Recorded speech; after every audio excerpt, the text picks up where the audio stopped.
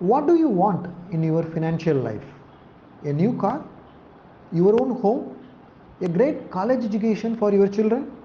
Whatever may be your financial dreams or your income, planning for your financial future is always a good idea. There are a few key things to do to make it easier to achieve your financial goals. We have financial expert Mr. Hariharan with us. Mr. Hari, could you please share your strategy and process to achieve financial goals? How do we achieve all of these goals and therefore ensure that we achieve financial freedom is by starting to save. So India fortunately happens to be a savings economy, but a very recent data that I was looking at is the next generation, which we now call as the Gen Z, is also wanting to spend a lot of money. Okay, so savings is going to be important, and just saving is not important these days. If you remember our parents again, out of 100 rupees that they used to earn, 20 rupees they used to keep in some dabba, right, at home. So which we call as a typical gullak or the piggy bank. And the remaining 70, 80 we used to spend. Those days it used to work. Today, if you keep those money in a piggy bank or and of course, Modi ji is not allowing us to do that anymore. So basically, if you keep money in the savings, it does not generate you returns. And therefore, you need to save money, but importantly, channelize that money into investments. Okay, so I'm not going to spend time on what is investment, but I'm quickly going to talk about the entire landscape that is available for the investing for all of us. And again, all of you might know this, we have right from fixed deposits to public provident funds, postal schemes, real estate, gold, mutual funds, share market, which is equities, you have insurance, a host of investment products that are available. And for the sake of this program and from an investment perspective, I'm not talking of the other ones like crypto, etc. Okay, so I'm restricting only to the investment per se, which is legal in nature. And therefore, these are the options that are available. When it comes to investing, there are certain things that are very critical for us to understand and implement in investment.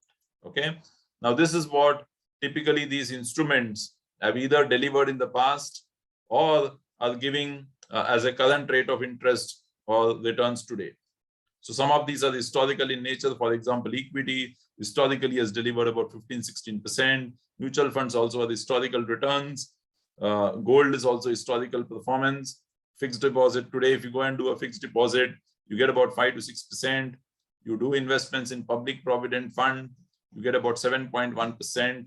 Real estate, if you look at pan-India data, is only a single digits, and that to lower single digits. And that's very critical and important for all of us to bear in mind. So this is what you generate as a return from your investments.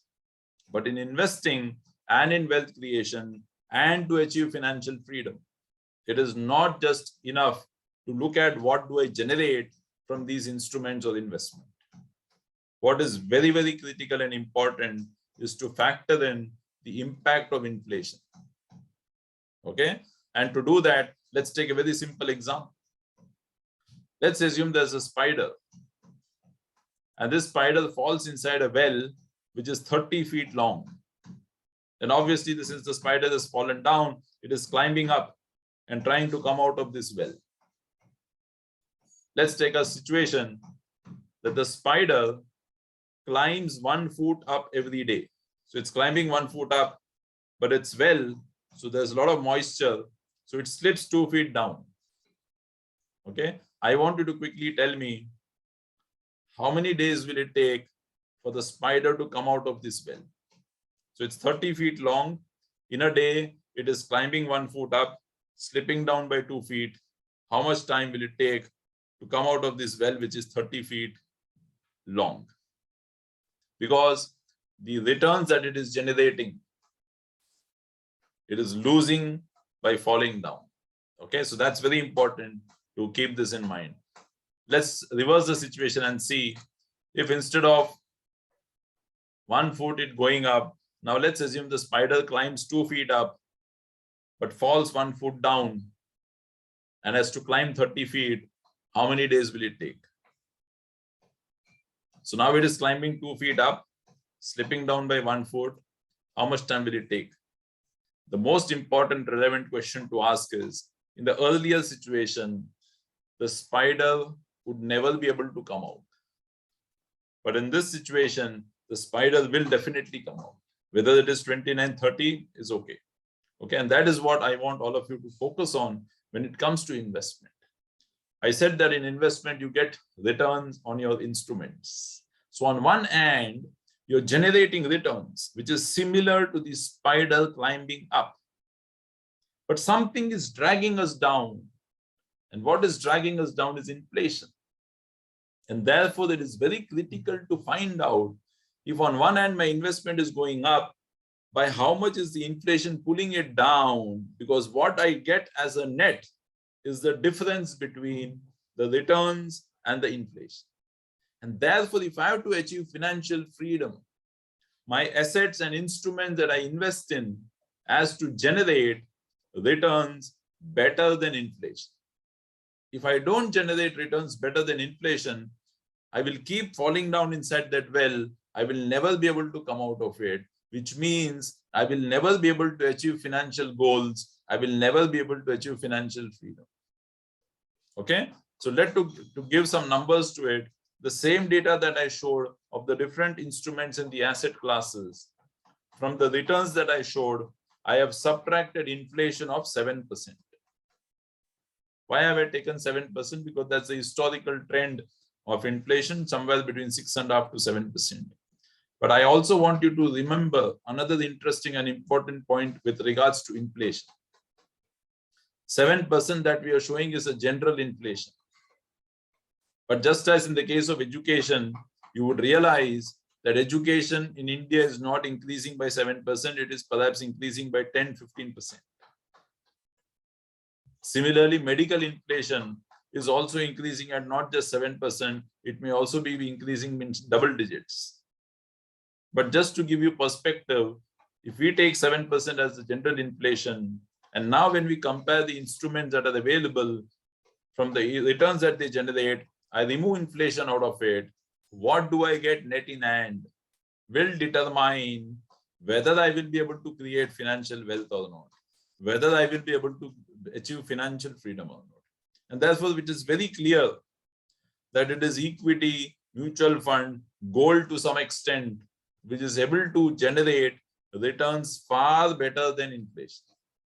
And certain products like PPF, fixed deposits, real estate, have not been able to beat inflation on a consistent basis. I'm not trying to say that you should not put money in PPF or FD, please.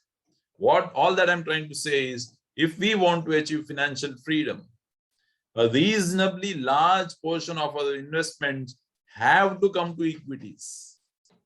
I cannot have 80% of my money in PPF and fixed deposit and expect to achieve financial freedom. Not possible.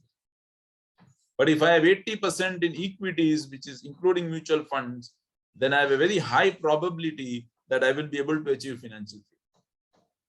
Okay, so bear this in mind when you talk about investment, when you invest.